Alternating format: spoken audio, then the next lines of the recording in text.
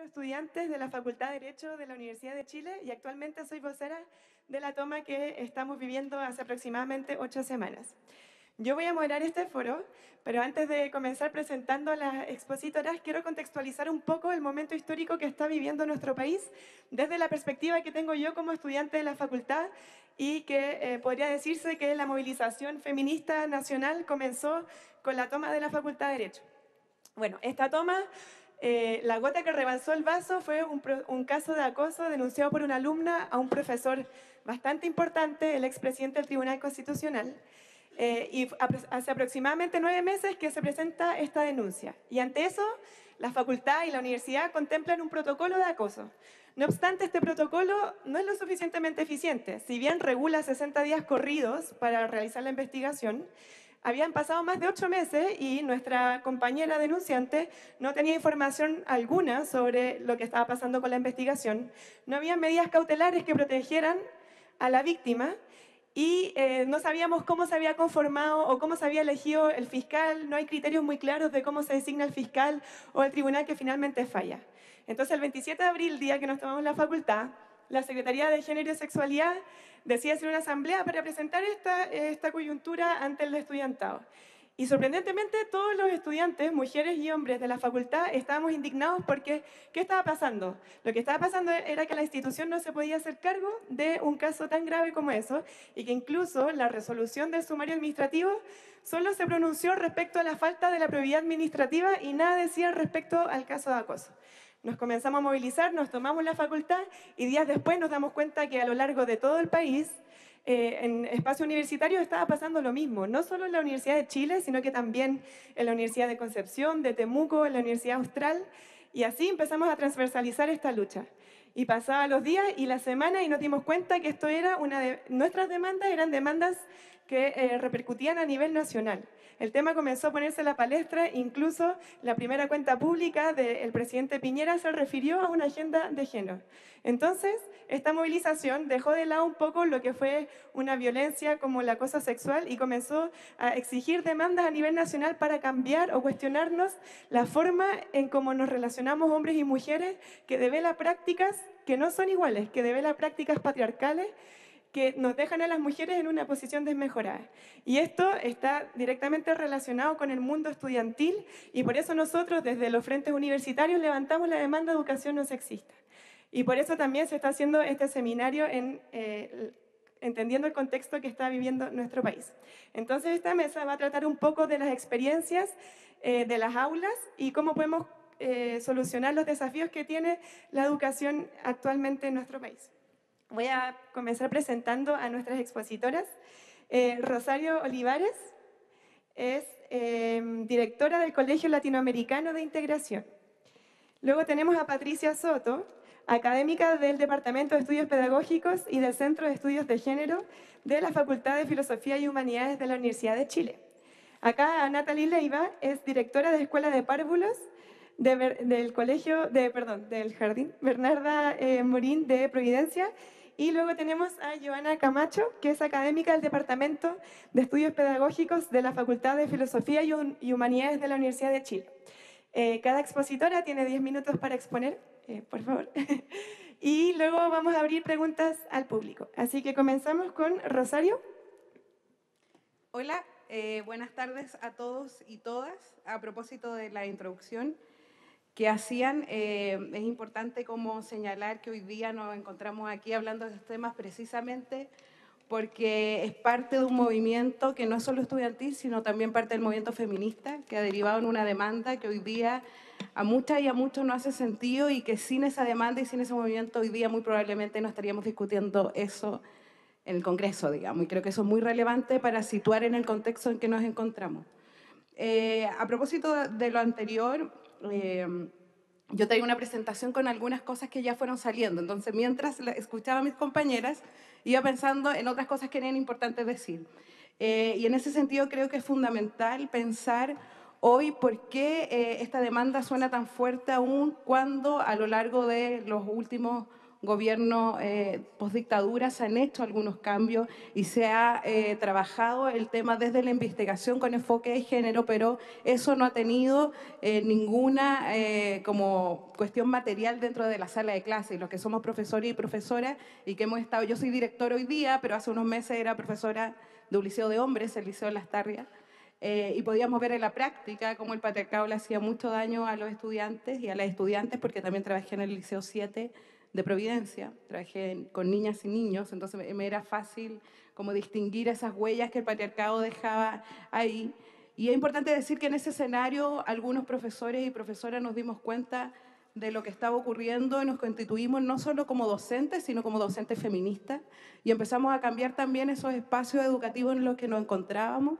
Ejemplo de eso es que nosotros hacemos talleres, por ejemplo, educación no sexista desde el 2014 a otros profesores, a otros estudiantes de pedagogía, estudiantes escolares. O sea, esto es una cuestión que se viene trabajando hace mucho tiempo porque hemos visto lo terrible que se transforman las prácticas machistas dentro de la sala de clase y, como decía Carmen Andrade y las otras expositoras, la escuela es un espacio no solo de socialización, sino también un espacio de reproducción de un sistema, y como el sistema es machista, obviamente lo que pasa en la escuela va por esa misma línea, y lo que apelamos con una educación no sexista, y esto es fundamental que se diga, que una educación no sexista es un rótulo que toma en Chile, porque no existe en el otro mundo algo así como una educación no sexista. O es educación feminista, o es coeducación, por ejemplo, como se trata en España, porque es una educación entre iguales, digamos. Pero eso de una educación no sexista es como en Chile, porque decir educación feminista es como, no sé, nos queman el Congreso, nadie se atrevería a decirlo porque sería muy terrible, digamos. Y eso es importante ponerlo acá, porque en el fondo lo que hay detrás de una educación no sexista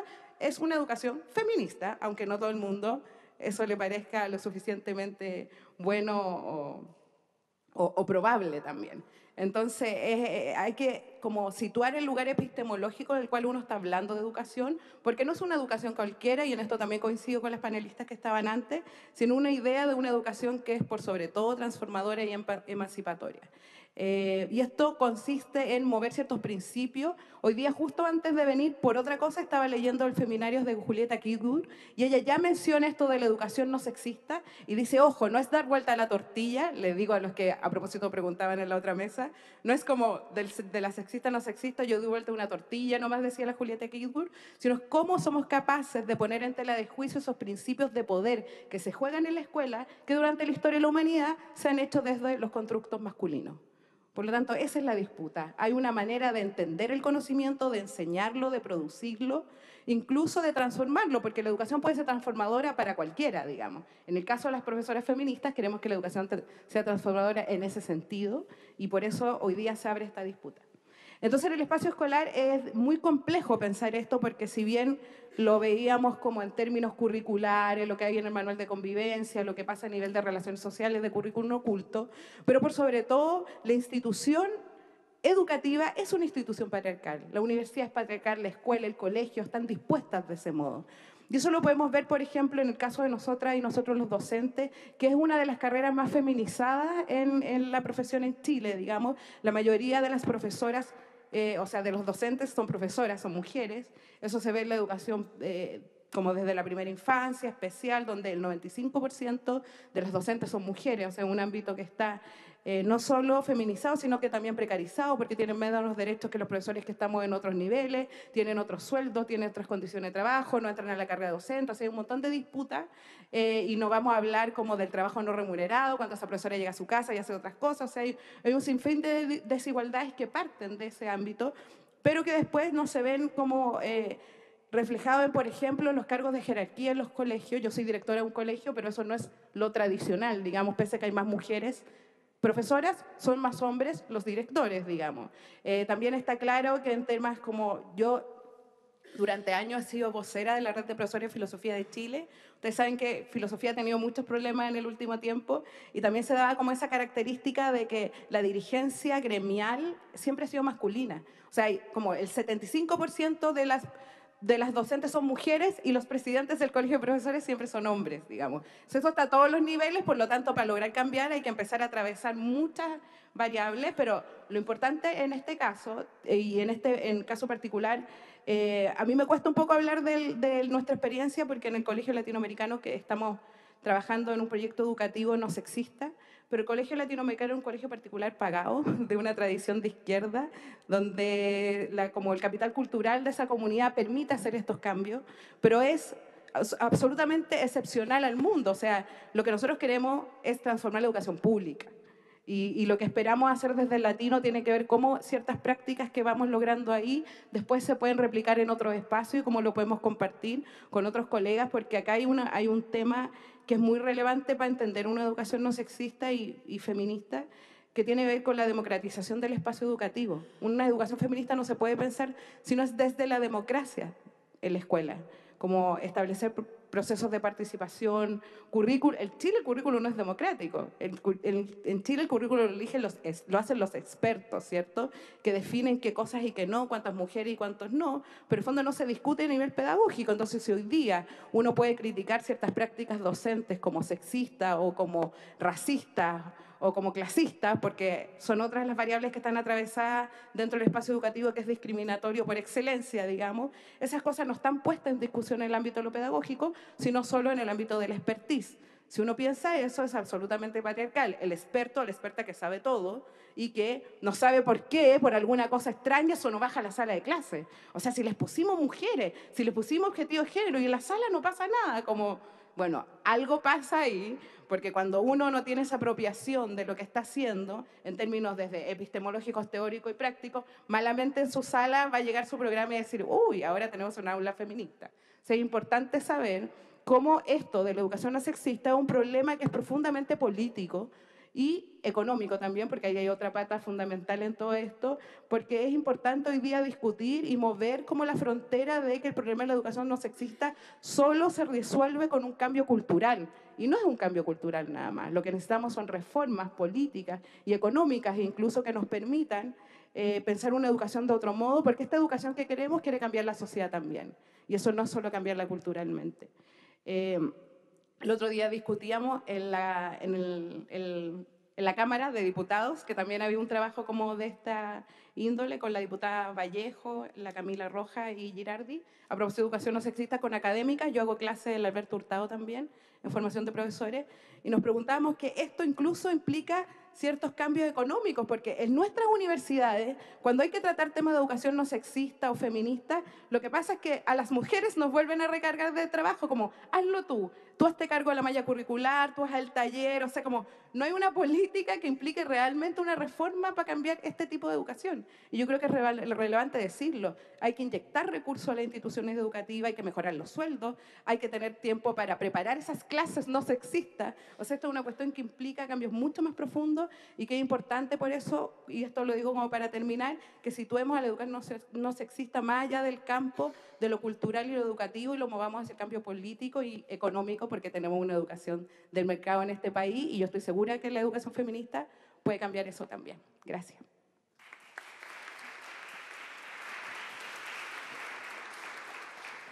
Muchas gracias, Rosario Olivares, por tu experiencia en las aulas de clase, y también es muy interesante la idea de que esto no es solo un cambio cultural, sino que también es un cambio político. Ahora pasamos a la expositora Patricia Soto. Patricia Soto. Bueno, como ya se ha hablado acá varias veces, mis colegas, sobre el currículum oculto, yo quiero mostrar algunos ejemplos concretos que me tocó hacer durante unas investigaciones en que estuve para obtener el doctorado, y por lo tanto guardo entonces grabaciones, y eso entonces me gustaría mostrárselo para que entre todos veamos ahí qué es lo que se puede ver. Decir antes que nada que el currículum oculto es una expresión metafórica, porque en realidad lo que se quiere decir es que lo oculto tiene tal fuerza y se da de tal manera y tan permanentemente que pasa a ser como el currículum explícito, digamos, ¿no? Con la diferencia que este es currículum oculto. Es importante también saber que ya autores como Dewey, ¿no?, y Mannheim, el sociólogo, ya habían puesto en cuestión esto de que qué es lo que más se aprende en la escuela.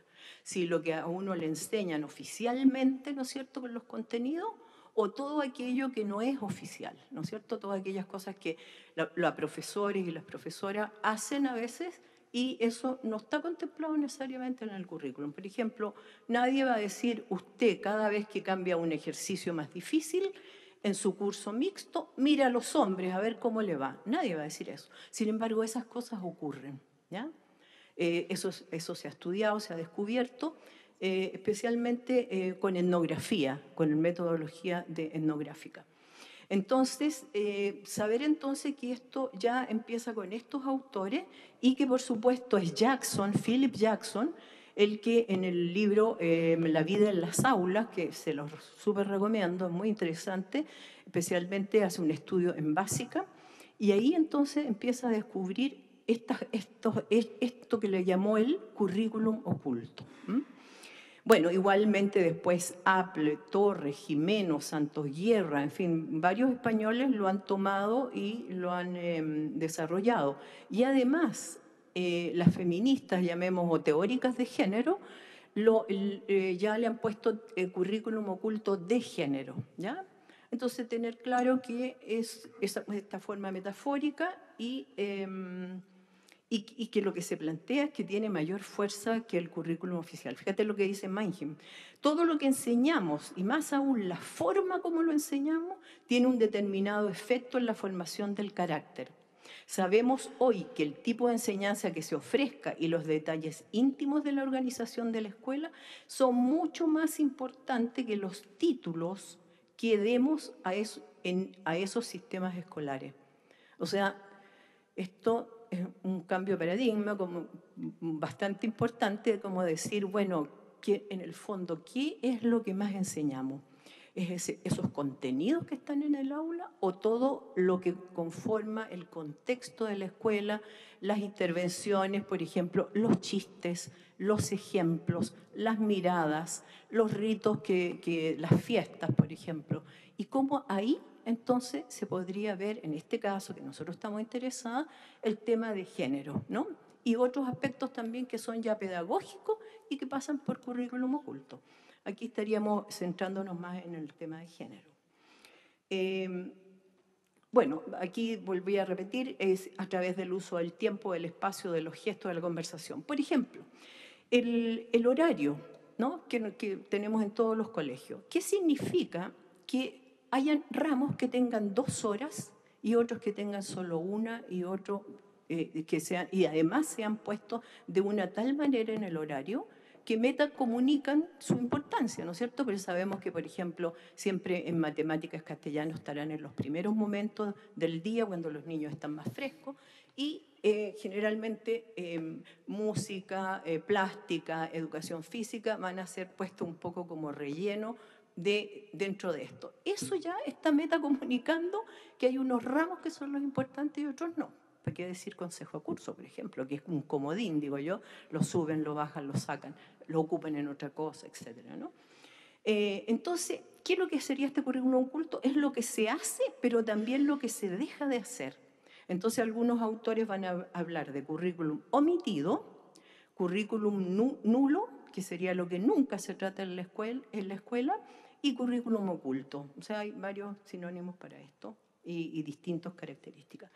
Entonces, si pensamos, la escuela es el primer lugar donde por primera vez niños y jóvenes pueden relacionarse con mujeres adultas en papeles distintos a los que tenían con sus madres y esposas. ¿Y qué es lo que ven? El modelo que acaba de describir la compañera, ¿no es cierto? Ven que hombres y mujeres, estas personas que ya tienen otro carácter comparado con su familia, se ubican de manera tal que solo van a haber mujeres en párvulo y básica y luego o un 70% en media y así, y me quiere decir ya la universidad, ¿no? Se vuelve a repetir. Podríamos decir entonces que eso está metacomunicando también una cierta ubicación de los sexos y del género, ¿ya? Bueno, así como eso, entonces, los modelos que la propia escuela promueve en las contrataciones, ¿no es cierto? Después, la proporción, perdón, eso ya lo expliqué, no lo voy a volver a explicar. Ya, entonces, dando más ejemplos de esto serían como yo decía, los ejemplos utilizados por los profesores, los ejemplos utilizados en los libros, ¿no? Hay que ver, por ejemplo, en matemática, quién es el que comete errores, ¿no? En una suma o en ir a comprar a la esquina. Son las niñas, los niños. Entonces empezar a la mirada, agudizarla para poder descubrir ahí dónde se están ubicando entonces los niños y las niñas, por ejemplo. Los llamados de atención. Lo que se ha estudiado mucho ya es esto de que el tiempo que ocupa una profesora o profesor en el aula, en los niños, no solo porque les puedan preguntar más, sino el tiempo que ocupan en hacerlos callar, por ejemplo, es mucho mayor que el que ocupan en las niñas. Y eso ya hace que el niño entonces pase a ser un actor principal dentro del aula. Fuera de eso están todos los chistes y humor que tienen los niños y que no tienen problema para ocupar el espacio público, en este caso el ser el protagonista en la sala de estos chistes, ¿no? Mientras las niñas más bien cuchichean o lo conversan más entre ellas. Esas cosas ya se han estudiado bastante y van a indicarnos entonces este hecho de la invisibilidad de las niñas en el aula. Súmele a eso las voces, ¿no es cierto?, los tonos de voces, y además esta a veces baja autoestima aprendida que tienen las niñas, ¿no es cierto?, para no participar. En fin, se ha visto que, por ejemplo, cuando hay una maestra o un maestro dirigiéndola, van ellas a poder participar más, van a tomar más la palabra que cuando no hay nadie, porque se transforma un poco en una lucha de la selva, más o menos, cuando no hay nadie que dirija eso. En fin, hay miles de ejemplos. Y el otro aspecto muy importante que yo quisiera recalcar es lo que se considera un curso mixto, porque esto es muy importante. Resulta que a veces se considera mixto, a veces se considera mixto algo en donde hay unos pocos niños y una gran cantidad de niños. Y la verdad es que mixto sería una cantidad igual de los dos sexos, al punto que si aumenta mucho un sexo o el otro, se habla de lugares feminizados o masculinizados. Entonces, ahí creo que esto es muy importante, sobre todo cuando se piensa colegios que son de unisex y que quieran cambiar a mixto. Sería muy importante entonces contemplar esto de qué es lo mixto. Segundo, he encontrado en las entrevistas a profesoras y profesores también, profesores jefes, es el trabajo más largo que tengo ahora último, que van a considerar que el solo hecho de que alumnos y alumnas estén en una sala ya estaría habiendo igualdad o equidad o ya sería coeducación.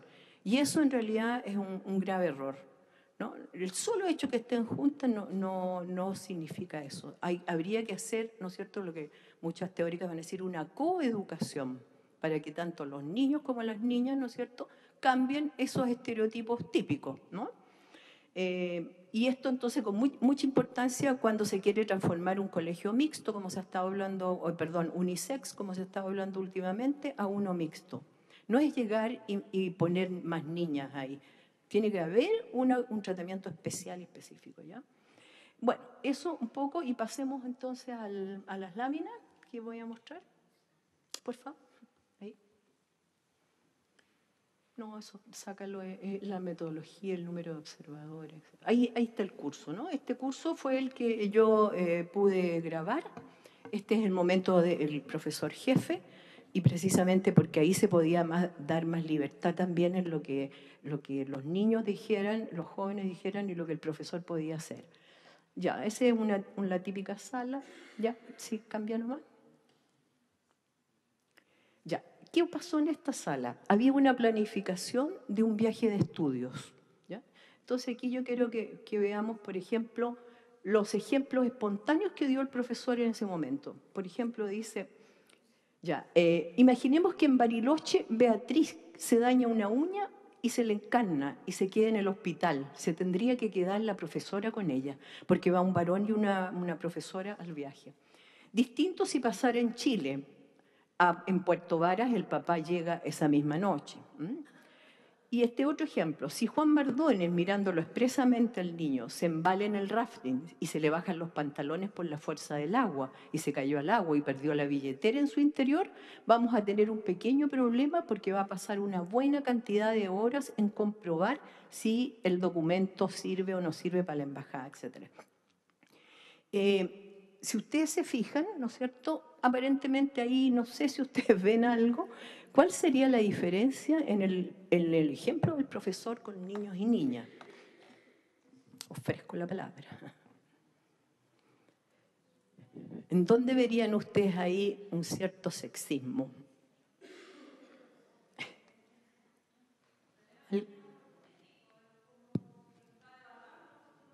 Perdón.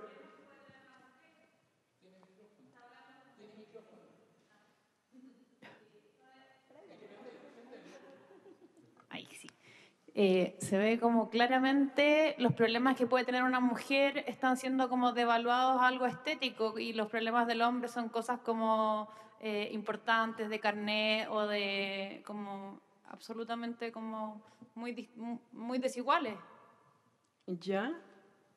Aunque tú dirías que un tema de encarnación de uñas, que es una cuestión dolorosa, etcétera, ¿está siendo devaluado por el profesor?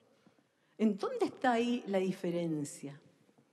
Porque dice, ahí la profe se tiene que quedar con ella en el hospital. Claro, la debilidad de la mujer. ¿Mm? La debilidad de la mujer. ¿La debilidad de la mujer propiamente? ¿Por qué?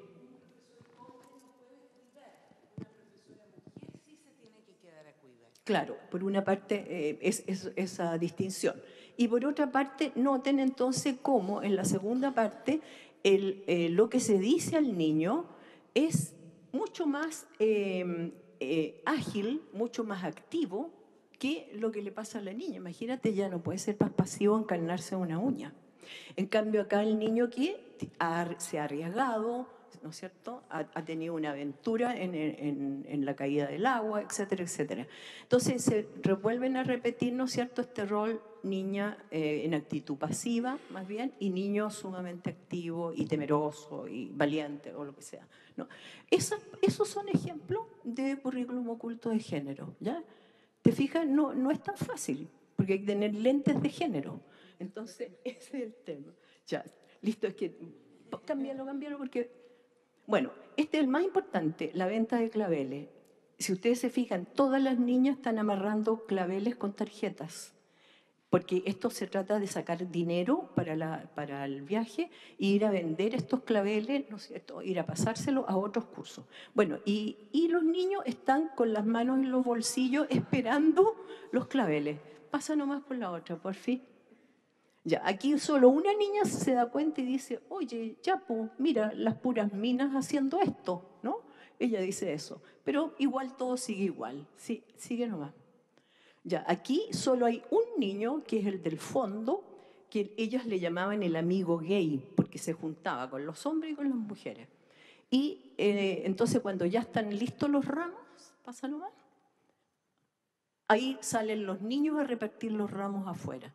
Entonces, esa escena, ¿qué es lo que hace uno en etnografía?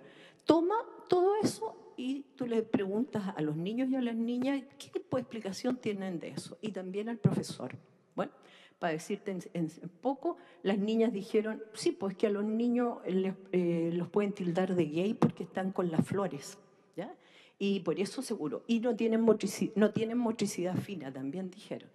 Ya, pero, y las niñas entonces dijeron, sí, es que aquí algunos son machistas y ¿cómo se llama? Y no lo hacen bien, en fin. Pero otras dijeron, sí, porque se pueden sentir connotados como gay, ¿ya? Eso más o menos. Pero mira, por favor, la última, el profesor es lo más importante que dice. No, pasa nomás, eso ya lo conté. Mira, esto es lo que dice y con esto me quedo. Lo curioso es que las niñas asumen, ellas lo asumen, filo, yo lo hago, aunque manifiestan su desagrado, igual lo hacen. Este es un mal de este colegio, porque pasa en todos los cursos, siempre son las mujeres las que mandan, las mujeres lo hacen, los hombres hacen determinadas cosas y van y se retiran, siempre mandados por una mujer, pero nunca por motivación propia. Ellas dicen, tú, hagan esto, y van y lo hacen, lo terminan de hacer y se van a jugar a la pelota. ¿Ya? Yo lo vi en primero medio, en cuarto medio, en séptimo medio. Bueno, con esto el profesor, digamos, me decía algo maravilloso para una etnografía, es esto pasa en todos los cursos.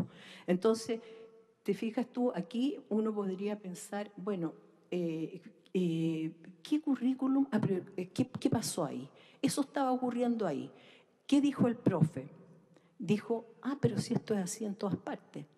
Pero ¿qué hizo el profe por cambiar esa situación? Eso es lo interesante que tendría. ¿Qué hizo por ejemplo, no haber dicho, oiga, cámbiense niñas y niños? No, podría haber dicho, miren qué interesante, ¿y por qué será que ustedes están todas sentadas ahí y los niños de pie? Y él haber provocado esta conversación que provoco yo posteriormente preguntándole. Y eso habría sido poner un tema de género en una cosa tan sencilla como eso. No sé si se dan cuenta. Entonces, el poder atinar con esas didácticas pedagógicas es lo que cuesta y lo que nosotros estamos embalados en naturalizarla. Y para él era natural, pues él estaba a mi lado, ¿no? Y nunca dijo nada, porque para él está naturalizado. Y es así en todo el colegio, dijo. Bueno, eso sería un descubrimiento de currículum oculto y por el consiguiente ¿cómo se llama? Aclaración a nivel de profesores, etcétera, etcétera, ¿no? No sé, no tengo tiempo. Hasta aquí quedo nomás. Pero bueno, yo quería mostrar ese ejemplo concreto. Muchas gracias, Patricia Soto. Perdón por cortar la presentación. No les puedo decir otro.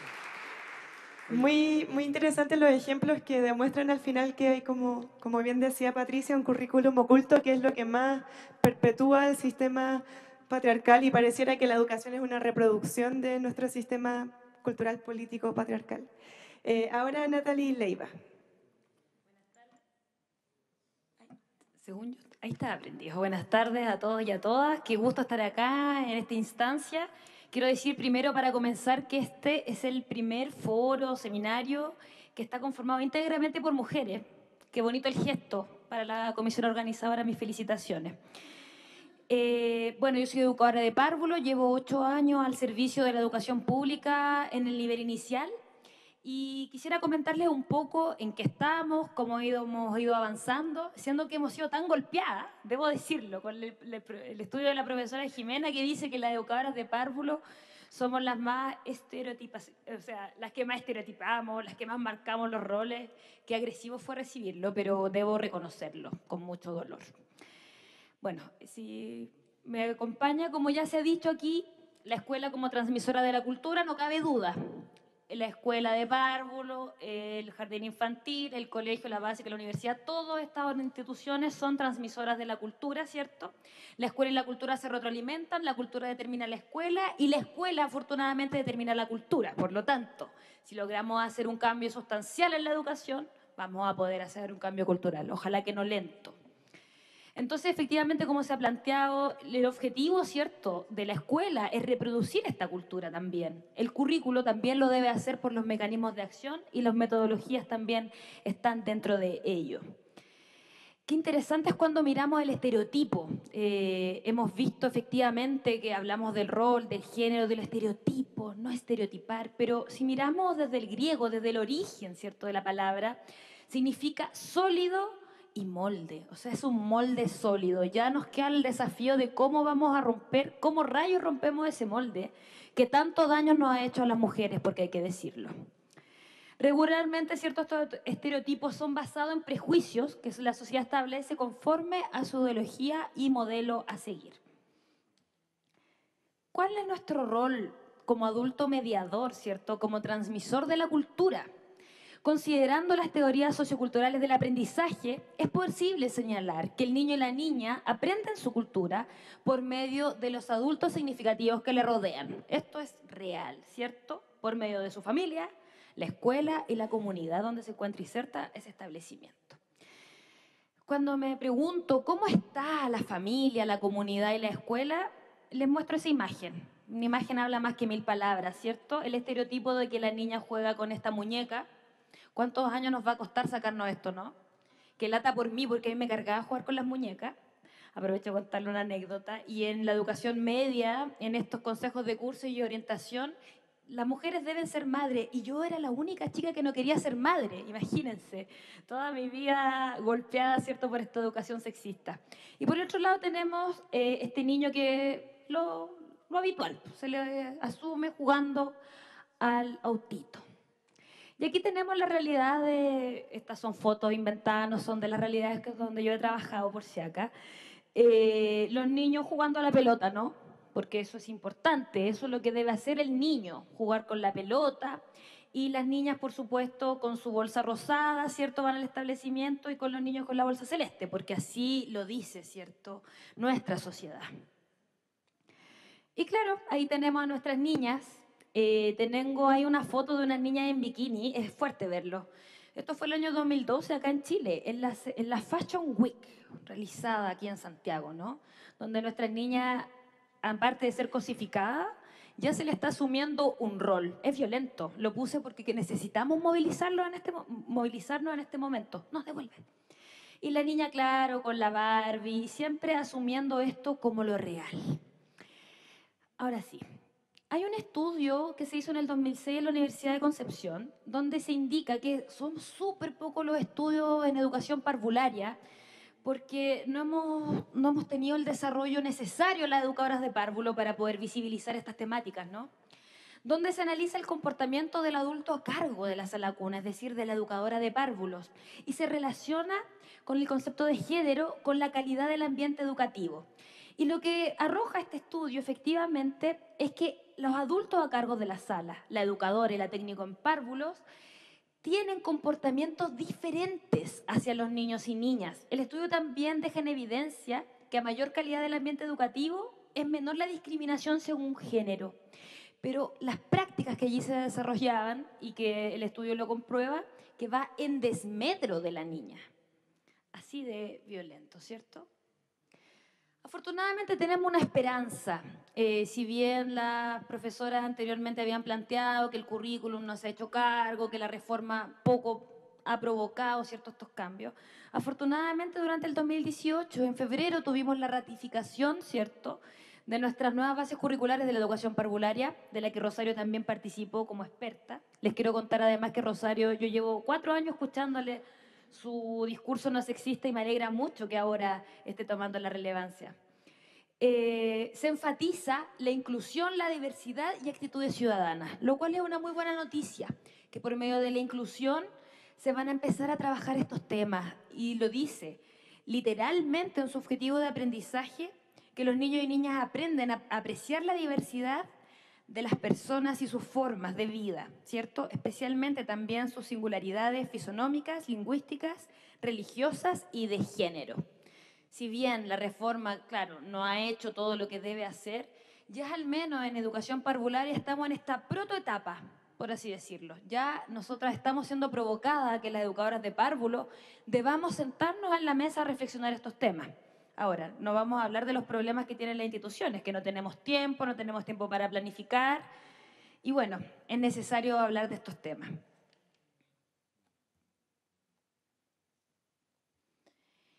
¿Cuál es la tarea que nosotras, las educadoras de párvulo, y al menos en nuestra escuela, en mi comunidad, la que lidero hace 4 años, este es mi 5.º año, no hemos planteado?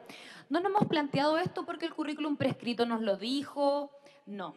Tuvimos un caso hace 2 años donde un niño de sexo niño no se identificaba con el camión Goliat, no se identificaba, ¿cierto?, con los autitos ni jugar a la pelota.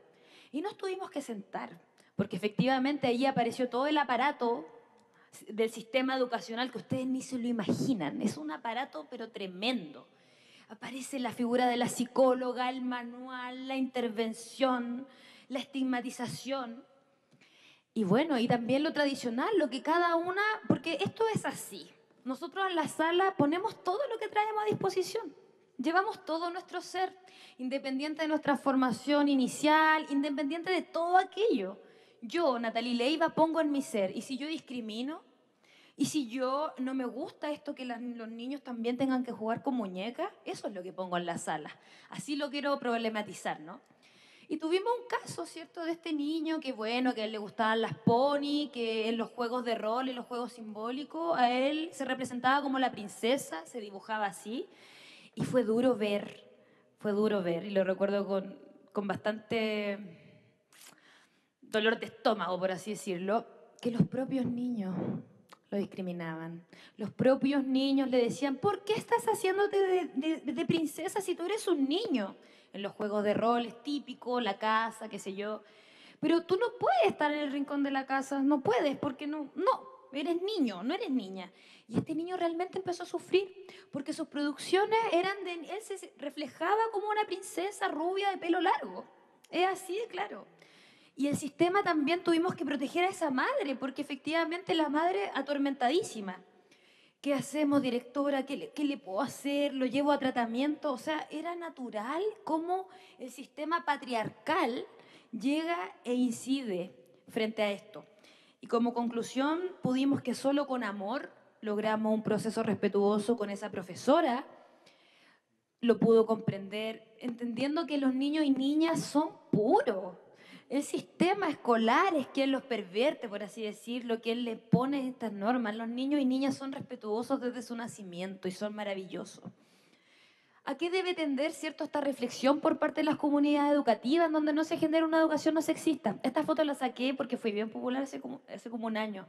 No vaya a ser que tus hijos jugando con las muñecas aprenden a ser buenos padres. Oh. O cómo las niñas también pueden ser mecánicas, cómo los niños también pueden ser chefs. ¿Por qué no?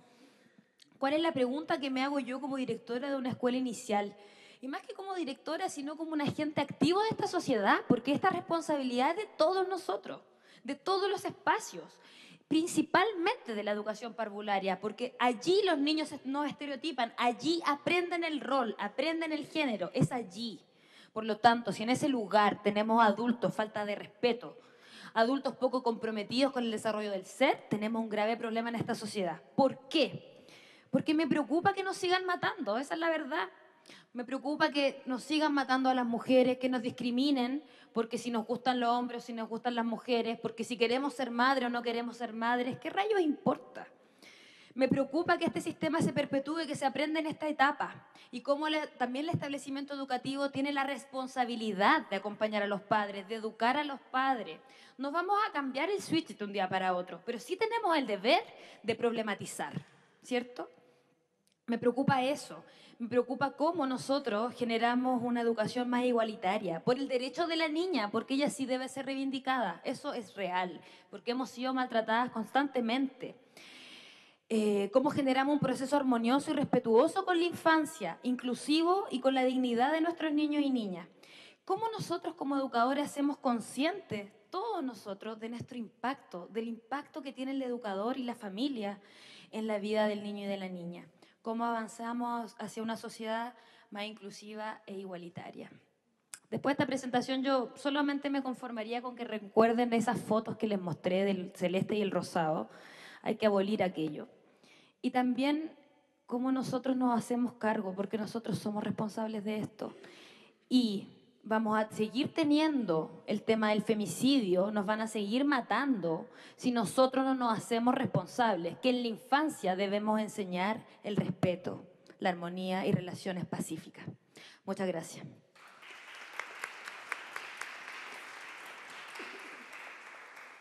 Gracias, Natalie Leiva. Muy interesante el ejemplo que nos mencionó sobre el niño que no se sentía identificado con el género masculino y yo creo que eso nos da para reflexionar mucho sobre lo limitante que es esta estructura patriarcal. Y ahora nuestra última expositora, Joana Camacho. Bueno, yo me voy a situar en la formación científica de profesores y profesoras de ciencias, reconociendo muchos de los aspectos que se han mencionado acá y voy a partir de la siguiente tesis que sustenta, digamos, algunos de los trabajos que he hecho en los últimos años y que voy a esperar de alguna u otra forma desarrollar en este breve tiempo. A partir de todos los elementos que hemos escuchado y de todos los antecedentes que, digamos, tenemos conocimiento, se hace necesario que el profesorado de ciencias, entre otras cosas que ya, digamos, ha aparecido, requiere una formación epistemológica y didáctica que problematice la naturaleza de las ciencias, que enseña para lograr una educación científica no sexista. Es decir, no queremos más profesoras y profesores que pasen la materia, sino que efectivamente tengan una mirada crítica y reflexiva de su quehacer. Y me hago énfasis particularmente de las ciencias porque parece ser que las ciencias ha sido una situación como tan lejana, abstracta, casi intocable, y sobre todo cuando se relaciona con temáticas, digamos, relacionadas en función de la cultura, la construcción ciudadana, y digamos un tema más importante que también hace parte del desarrollo de la ciudadanía. Y esto no es nuevo, o sea, evidentemente tiene un devenir histórico que históricamente es un devenir histórico que ha afectado principalmente a las mujeres. O sea, hay que recordar que la educación científica, como ya se mencionó, y que es lamentable que todavía surja, cuando las mujeres se incorporan al sistema educativo, los cursos de botánica y zoología eran principalmente en los niveles superiores, en donde estaban mayoritariamente los chicos que luego ingresaban a las universidades. Y a las mujeres, efectivamente, en esa época, pero parece que todavía no han habido cambios, se le enseñaban labores de aguja, economía doméstica, y bueno, esto María Isabel Orellana, directora del Museo de Educación, lo ha reportado bastante bien. Entonces, eso es un devenir histórico que empieza a dar sentido de qué es lo que está ocurriendo y por qué estos roles se han construido y se han, de alguna u otra forma, tomado como esta consistencia en lo largo del tiempo. Si bien efectivamente en Chile se ha avanzado, a partir de 1877 viene el decreto de Amunátegui, ingresan las universidades, también es cierto que las mujeres ingresan a universidades a las carreras de medicina, pedagogía y farmacia. Entonces es como lógico entender de que evidentemente estas áreas son en donde hay mayor participación de mujeres, porque son las áreas en donde empiezan a ocupar los espacios. Y por eso luego en esta época, digamos, tenemos esa dificultad en las áreas STEM que ya habían mencionado. Y también es importante de que efectivamente a partir de los años, como lo mencionó Carmen Andrade, de 1950 han habido reformas, pero como ya hemos dicho, y creo que en eso hemos estado de consenso todas las que hemos participado en esta mesa hoy, las reformas no son suficientes porque son reformas estructurales, bueno, casi yo voy a decir una cosa, pero son superficiales, son un poco ingenuas, porque se han centrado mucho en aumentar la participación de las mujeres, y como nos damos cuenta, esto no es suficiente. Y no es suficiente porque esto es un problema muy profundo, es un problema cultural, pero también es un problema que tiene que ver con las propias decisiones políticas e institucionales que se toman a través del currículum, de las instituciones, etc. Y si bien hemos avanzado, hemos tenido mujer presidenta por 2 periodos, premios nacionales, vemos que efectivamente son modelos que pueden ser importantes, pero que todavía no son significativos. Ahora bien, esto yo creo que es un tema súper importante mencionarlo. O sea, gracias al movimiento feminista, esto hace parte de la agenda pública del día de hoy. O sea, antes de esto estaba de alguna u otra forma posicionado, pero a través de la agenda pública internacional, en donde desde los años 2000 la UNESCO, la UNICEF y bueno, ahora con la Agenda de Desarrollo Sostenible 2030, los señala como un objetivo prioritario del que nos tenemos que hacer efectivamente cargo todos. Pero nos falta un poco de voluntad política para asumirlo. Y gracias al movimiento estudiantil parece ser que vemos la luz de dónde se puede hacer. ¿Le puedes dar 2 clics, por favor? El siguiente. Un aspecto importante es que esto nos está afectando a todos, no solamente a las personas, a los estudiantes, que es a quienes más hemos hecho énfasis, o a la formación del profesorado, que también hemos hecho énfasis, sino a la cultura en general. El estudio de CONICET, que hizo la primera encuesta nacional de la percepción de la ciencia y la tecnología en el año 2015 y 2016, los resultados acerca de la apropiación de la ciencia y la tecnología, tanto para hombres y para mujeres, eran bajos, y eran más bajos para las mujeres. O sea, se observaban diferencias estadísticamente significativas en cómo se apropiaban las mujeres de la ciencia. Y ellas también eran más críticas acerca de cómo se habían involucrado a través de la educación científica y tecnológica, porque se daban cuenta que efectivamente eran campos que eran muy hostiles y que no, digamos, no podían tener un buen desarrollo. Entonces es un tema que nos afecta, y nos afecta en la parte económica, porque necesitamos de las mujeres para aumentar el desarrollo científico y tecnológico del país. La siguiente. Esto es un tema bien importante porque, bueno, el afiche de Aprender no distingue género es del movimiento de la Facultad de Ciencias, porque lo que nos está posicionando en este contexto, que es un poco, digamos, lo que muestra, pero que ya evidentemente se ha señalado que viene años atrás, es la necesidad de empoderar a las mujeres. O sea, efectivamente el movimiento feminista ha surgido ideas que está levantando, y ustedes dirán, bueno, ¿por qué las mujeres, no a los hombres, que era lo que se discutía? Pero es porque, como ya se ha señalado, las mujeres hemos sido las más afectadas en todo este tipo de situación. Y la propia ciencia, como se menciona en la portada de Nature, es una institución sexista, o sea, y lo manifiesta una revista científica de alto impacto, que ya muestra que está reflexionando sobre la forma de cómo se produce el conocimiento científico, que es una reflexión epistemológica ausente de la formación inicial de profesores y profesoras y, por lo tanto, ausente del currículo nacional. Ahora, ¿cuál es el problema? Ya mis colegas anteriores han mencionado. El problema es que esta reflexión llega de manera muy tardía, bajo muchas dificultades, etcétera, al aula.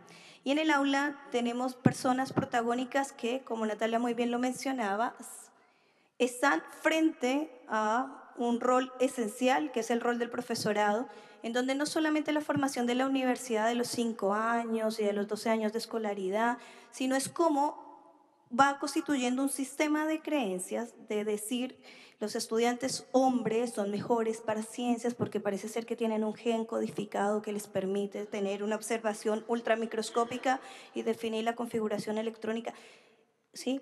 O no, es que las chicas son más ordenadas y por eso ya son las que tienen que hacer el informe de laboratorio. Entonces, parece ser que nosotros configuramos un sistema de creencia que efectivamente, de alguna u otra forma, a propósito de la libertad de cátedra, es la que dispone nuestras prácticas pedagógicas.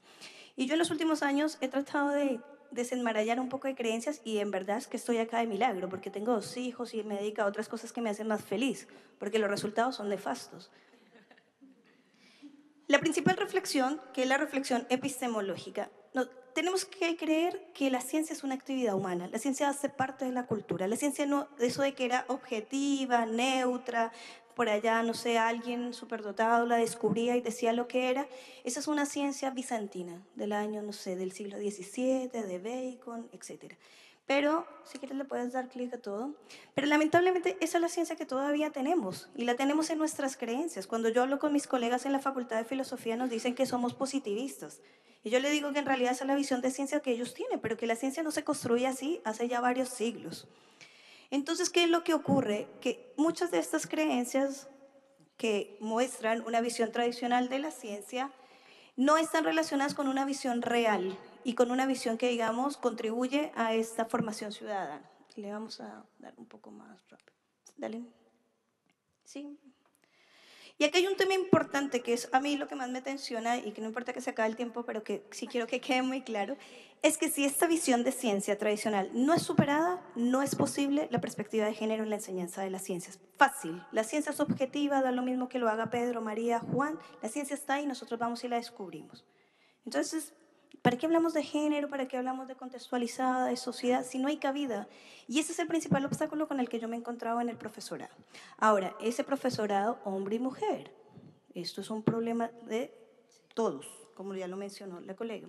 Además de esto, un argumento también importante es que también se cree de forma muy estereotipada, como se ha mencionado, que parece ser que las personas, hombres y mujeres, tienen configuraciones distintas y los profesores de ciencias y profesoras, esas diferencias son biológicas, porque como la ciencia no está contextualizada y no hace parte de la cultura, entonces el hombre es así y la mujer es así y eso explica que tenga determinadas habilidades o que tenga un rendimiento determinado para un área o para otra.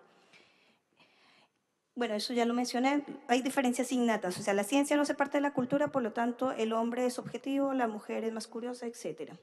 Y un tema muy importante, y que, acá como dijeron, hay que ser cuidadoso con el lenguaje, pero también con las acciones, porque lo que ocurre es que nosotros decimos, en la sala de clases no pasa nada, yo los trato todos igual, pero ¿por qué me dicen esto? Bueno, pues ese es el principal obstáculo, porque hablamos de una visión neutral en la sala que enmascara el patriarcado, porque nos está diciendo que todos somos iguales, pero ¿cuál es el referente de esa igualdad?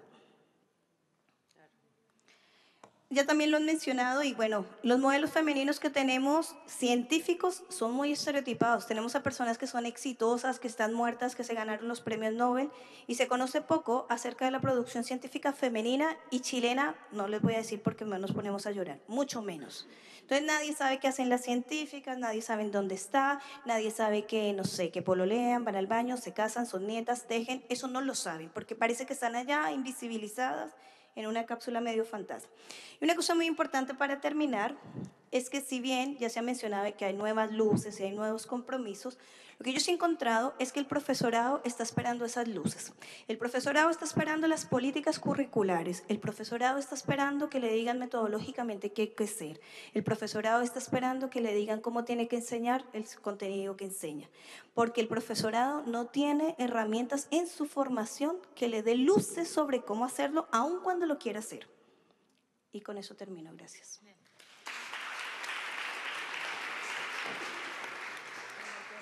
Muchas gracias, Joana, y gracias a todas, gracias a todas las expositoras. Ahora vamos a dar preguntas al público, pero unas 2 o 3 porque tenemos muy poquito tiempo, así que no sé si a alguien le interesa hacer un par de preguntas. Ya. Aquí, ahí y una más. ¿Alguien más? Ya.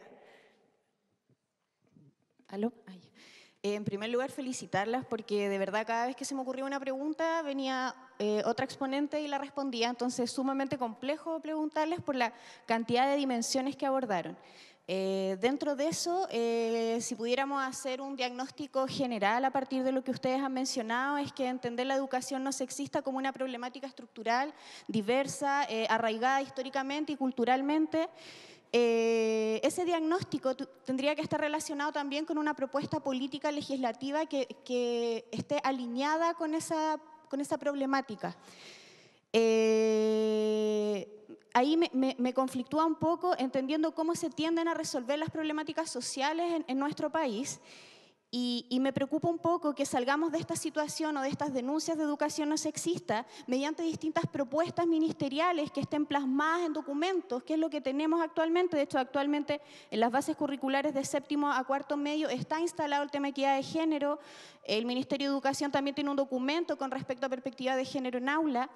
Entonces, la pregunta que les iba a señalar era con respecto a si se ha pensado en sistematizar todas estas reflexiones y propuestas mediante un petitorio de educación feminista.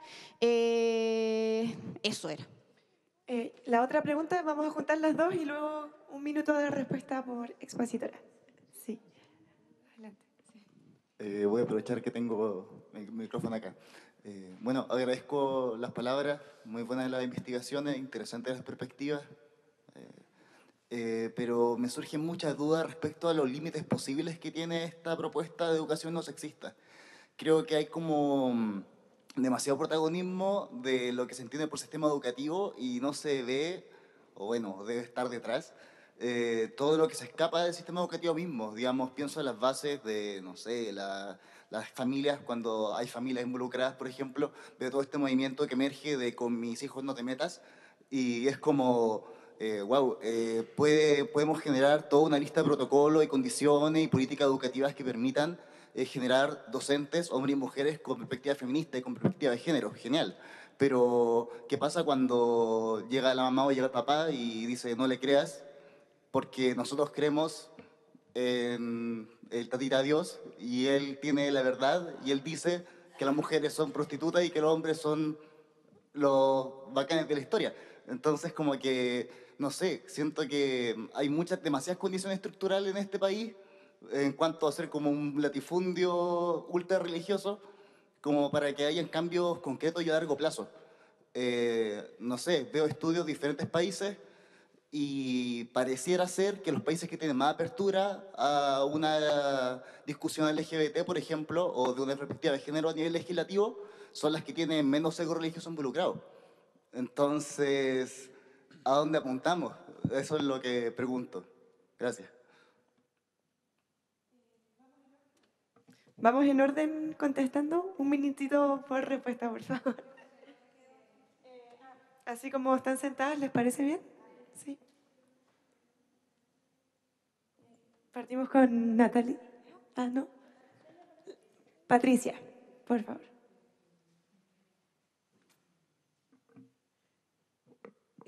Pienso que es parte, digamos, incluso yo diría del avance de estas posiciones, ¿no es cierto?, el que surjan ataques cada vez más claros. Eso me parece súper interesante y decidor, digamos. Quiere decir que se está apuntando en buena línea como para salir con estos ataques.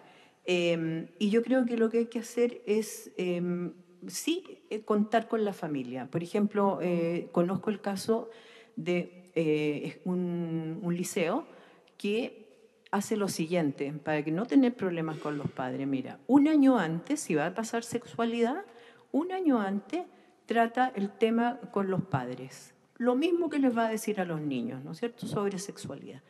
De tal manera que al año siguiente trata eso con los niños y le da entonces a los padres tiempo para pensar, le puede dar incluso lecturas sobre el tema, de tal manera que lo acerque al tema que piensa tratar en sexualidad. Esa ha sido una solución e incluso te diría es un colegio católico el que tiene esa solución. Y eso me parece bien interesante porque también hay que pensar que la escuela tiene que de alguna manera incorporar a la familia, no la puede dejar de lado, y eso es cierto, pero tiene que saber hacerlo. Eso lo cuento como una cuestión importante que solucionaría, digamos, de alguna manera. ¿Rosario? Sí, bueno, siempre es difícil trabajar con las familias. Los profes siempre decimos que de repente lo apoderado es como la peor parte de la escuela. Pero hay cuestiones que se pueden hacer, o sea, hay modos como escuelas para padres. Nosotros en el latinoamericano tenemos estudiantes trans y para incluir la temática dentro de la comunidad hicimos como capacitación para todos los estamentos y miembros de la comunidad. Y desde los padres, estudiantes, funcionarios, en fin. Y claro, yo le decía, ese es un espacio que es súper protegido. O sea, la profe de segundo básico en mi colegio, que es la profesora Dalicia, una de nuestras estudiantes trans, en la clase de ciencias naturales, no sé cómo se llama ahora, porque se llama así, les enseñó 2 cuerpos, uno con un pene y una vagina, y le enseñó a sus estudiantes que un hombre o una mujer podía tener pene o vagina dependiendo cómo se sentía con ese cuerpo. En nuestro colegio nadie fue a reclamar, pero en otro quizás estaríamos ya en el noticiero, digamos.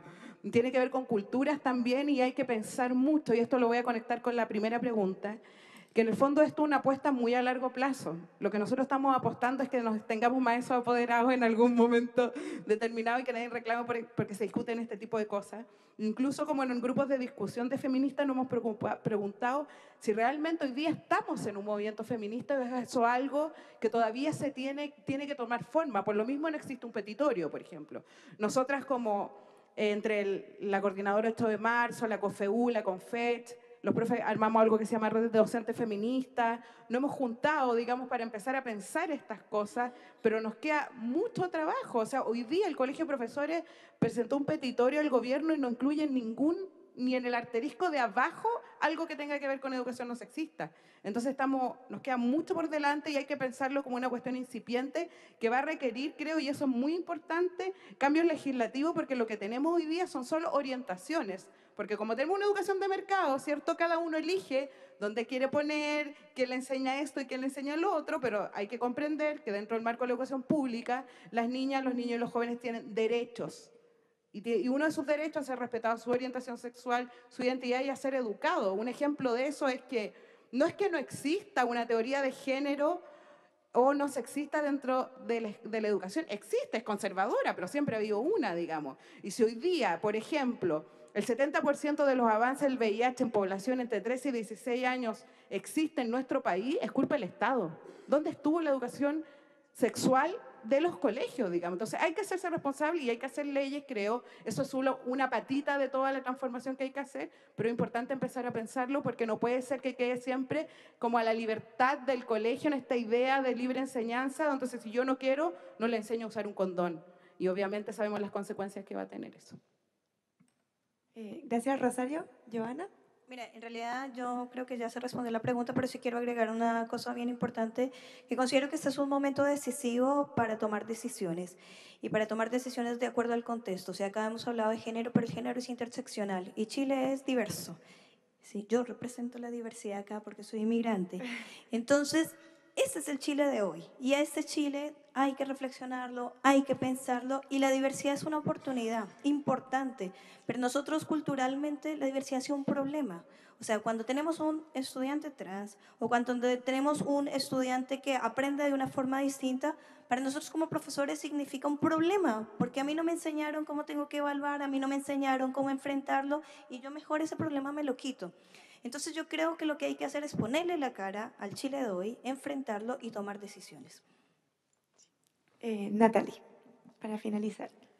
Me pongo a divagar con estas preguntas. Digo, bueno, ¿cuándo va a ser el momento que suceda todo esto que tú planteabas? De cuándo va a ser más dinámico todo y no tengamos que esperar 40 años para ver los cambios. Somos muy lentos y la sociedad está avanzando a un nivel increíble. Deberíamos replantearnos eso. Respondiendo a tu pregunta, claro, como dice bien Rosario, tiene que ver con un proceso social que esperemos que ya no sea lento, porque hoy día nada es lento, ¿se han fijado? Cada vez más es todo más ágil, más rápido, así que tengamos fe de que pueda levantarse un movimiento, pueda levantarse un petitorio. Pero ahora la forma, lo que tú planteabas, que era el tema de la forma. Yo al menos en mi campo y todos los docentes que trabajamos en la educación pública estamos ahí porque creemos en esa educación. Y la educación pública se caracteriza por ser para todos y todas. Debe ser para todas y todas, debe ser una escuela inclusiva. Y ahora también tenemos nuestra ley de inclusión que igual nos ha catapultado y nos empuja a remirar nuestros colegios, remirar nuestros procesos democráticos como al interior del establecimiento. Y cuando yo me he preguntado esto muchas veces, me lo pregunté el 2014 de cómo hacemos que esta escuela que no ha sido inclusiva, que nunca ha tenido un niño con síndrome de Down, que nunca ha tenido un niño extranjero, que nunca ha tenido un niño indígena, sea inclusiva. Me lo pregunté en ese momento. ¿Cómo hacemos después en el 2015 con la Ley de Formación Ciudadana que esta escuela sea ciudadana? ¿Cómo hacemos, cómo renovamos, cierto, los procesos institucionales que sean participativos pero de verdad, no accesorios? Y ahora me planteo la misma pregunta. Y en todos esos 3 momentos que como directora me lo he planteado y lo he conversado con mi comunidad, es el diálogo. Un diálogo cálido, un diálogo cercano, respetuoso, que no, más allá de querer poner esta educación no sexista, que sí nos pongan los lugares comunes. Y yo creo que cuando nos ubicamos en los lugares comunes, que son el bienestar integral del niño y la niña, una educación respetuosa e inclusiva, y logramos llegar a esos acuerdos, aquellos apoderados más resistentes han flexibilizado. ¿Por qué? Porque es una educación del humano, que lo hemos perdido tanto en esta educación del mercado. Una educación del humano que pueda y sepa vivir con otro, que comparta valores, comparta sentidos, comparta el amor por la vida, el cuidado por el planeta, cosas que también nos hacen sentido a nosotros, ¿no? Así que yo creo que, claro, encontrar esos lugares comunes, un diálogo respetuoso, y poder sentir que construimos con toda esa comunidad educativa una misión y una visión conjunta. Yo creo que de a poco la educación pública debe ir avanzando hacia ello y nos vemos profundamente desafiados día a día para llevar esa labor a cabo.